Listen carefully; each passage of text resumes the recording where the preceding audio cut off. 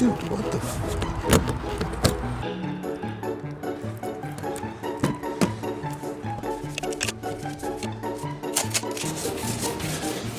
Are you ready for this?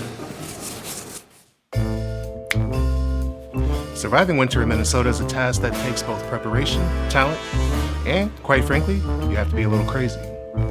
More importantly, you have to have the correct equipment. Now, your mission, should you choose to accept it, is to survive Minnesota.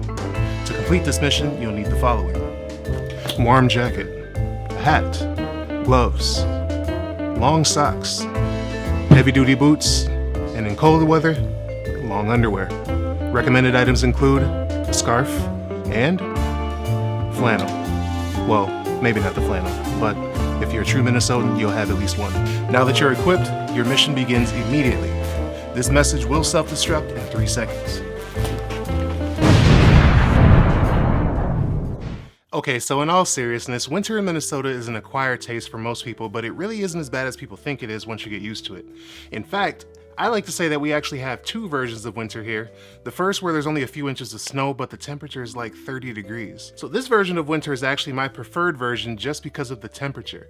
Now, if you're not from a cold weather state and 30 degrees may seem a little crazy to you, but I promise you when I talk about Minnesota's second version of winter a little later, you'll definitely change your mind and all of a sudden 30 degrees will sound like spring. Let me know in the comments what state you're currently in and how cold it gets in your winters. So the average annual snowfall for the Twin Cities area is about 30 to 35 inches, but in northern Minnesota that can actually get as high as 70.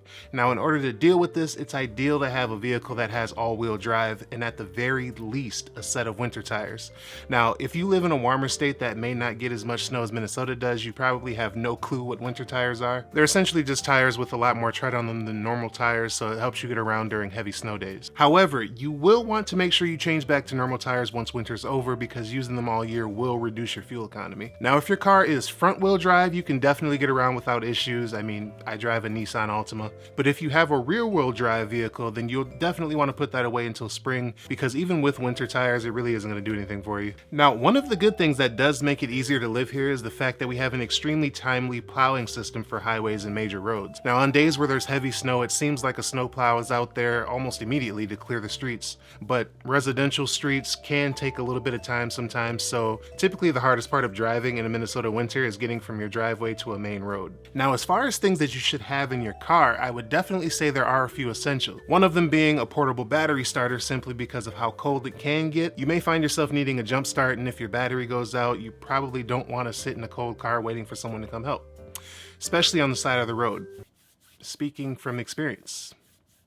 You also want to make sure you have some kind of a blanket just in case you do get stuck on the side of the road and have to wait for help. Also speaking from experience. It would probably be really it would probably be very beneficial. I can't say that. It would probably be beneficial, there we go, to get a service like AAA if that ever does happen to you so that you don't have to worry about how you're gonna get home. You will need some kind of snow brush or snow broom in your car. And yes, I said snow broom. This thing. To brush off the snow and ice off your car, and if you have the option, you should definitely get a remote starter installed, especially if you park outside. Dude, what the f? You should probably also keep some kind of shovel in your car just in case you get stuck somewhere, which I don't think has ever happened to me, well, except for when I was doing stupid stuff, but we're not gonna talk about that. Okay, so now for the last driving tip, specifically during heavy snow days. So I have this saying that I like to say when we get our heavy snow the first time of the year. It goes like this.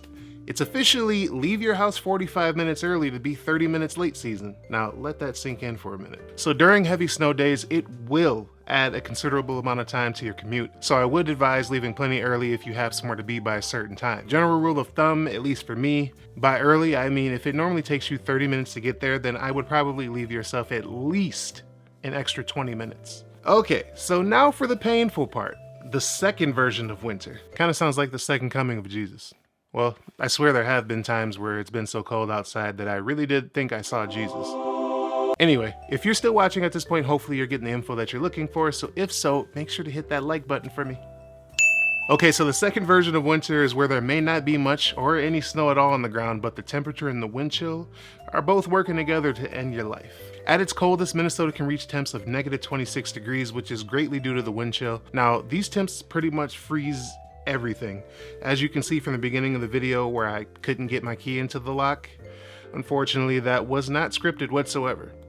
You can, however, beat the cold just by dressing properly, so make sure you're covering all your body parts and wear warm clothes. Now, of course, being in Minnesota means that we have some of the best cold weather gear that you can find, so I definitely would plan on spending a little money to get some quality gear. Now, the key to surviving Minnesota is to dress in layers.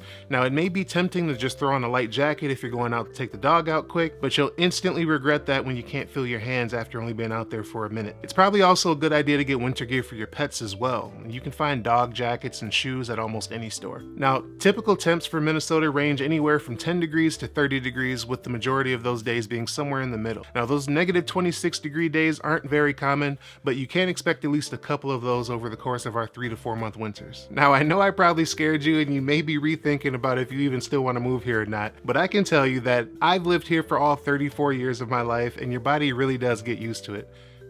Well, not the negative 26 degree days, nobody can get used to that. Anyways, if you want to know more positive things about Minnesota, then you should watch this video next.